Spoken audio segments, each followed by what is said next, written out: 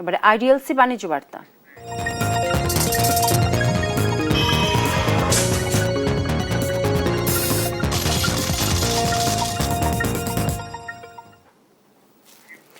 অনিশ্চিত রাজস্ব আয়ের বিপরীতে পরিচালন ব্যয় প্রস্তাবিত বাজেটে বড় ঘাটতি তৈরি করবে, তাই আকার বাড়িয়ে জনগণের পাহাবা নেওয়ার চেয়ে বাজেট বাস্তবায়ন করা জরুরি। শনিবার গবেষণা সংস্থা policy think and economic research centre PTERCর বাজেট বিশ্লেষণে এসব কথা বলেন আলোচকরা।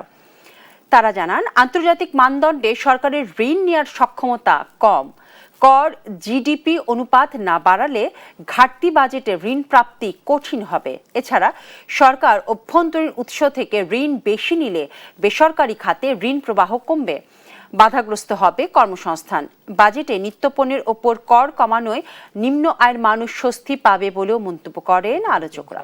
নতুন অর্থমন্ত্রী, নতুন প্রধানমন্ত্রী, নতুন সরকার প্রধান এবং একটি বৈষম্যবিহীন আন্দোলনের পরবর্তীকালে গঠিত একটি সরকার, তার প্রথম বাজেট। এখানে প্রত্যাশা অবশ্যই অনেক বেশি এবং সেই প্রত্যাশা পূরণের অন্তত ভাষাগতভাবে তারা চেষ্টা করেছেন বা দেখা হয়েছে।